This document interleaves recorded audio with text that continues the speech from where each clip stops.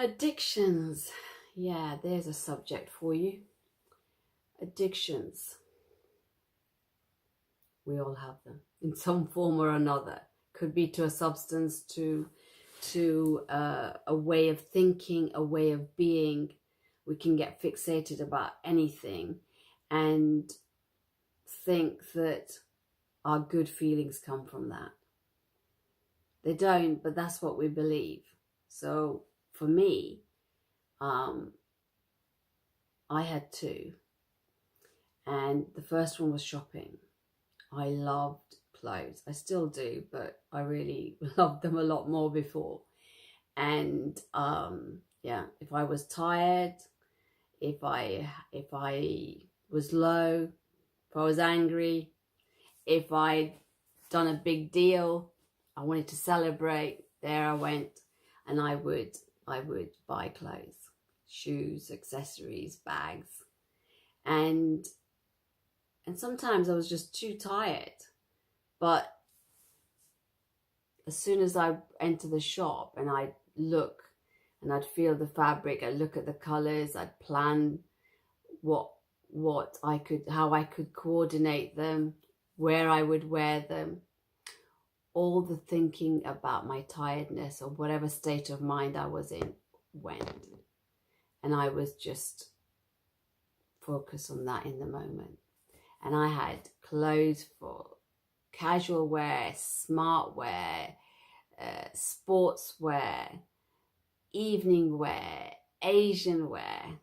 And the joke was that I was working so hard that I couldn't possibly wear those clothes. And they were just going to be something I would wear when that time came. But that's what I would use to change my state of mind when I felt overwhelmed and tired or whatever. I didn't really need much of a reason to shop, and that's what I would do. And the other addiction, which gets a really good press, and you are even praised and valued for it, is workaholism. I was a workaholic. I worked day and night. I worked during the day. I worked in the evenings. I worked at the weekends and was just busy. I wasn't recruiting. I was counseling. I was seeing clients, all different times that they could make. And in the end, whatever we're doing, it serves a purpose. It's the only way we know, and it's the best we're doing with the thinking we've got available.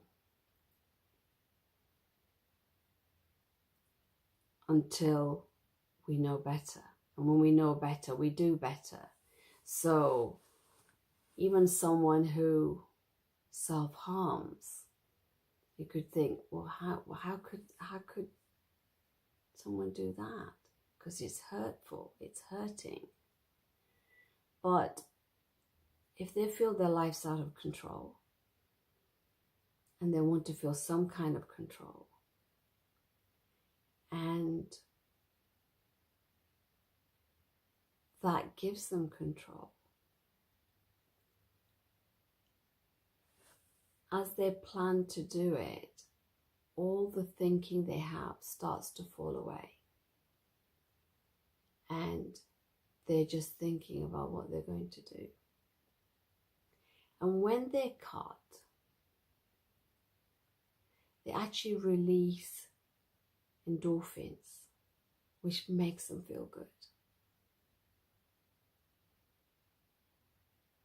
Now, if that's the only way they can feel those feelings, as a way of coping with whatever they're trying to cope, then that's the best they've got.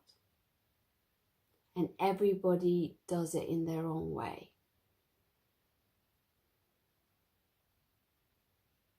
Now, if we get tired of what we do, and it might be we don't, but the body gets tired. Like in my case, I had burnout, And therefore my body was like, oh, we're not doing this anymore. And when I got ill, I thought all the clothes in all the cupboards meant nothing when I didn't have energy and I was physically so low. They just had no significance. So one way or another, we either get fed up, or we're tired, or, you know, mentally, financially, emotionally, we can't do it anymore, or we lose our partners or families because of it, and we're forced to do something.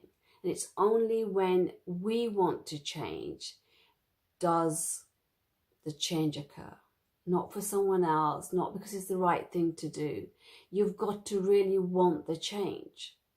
And when you do, then you'll find a way. You'll find how your mind works, how your body works, what actually happens to you under the addiction.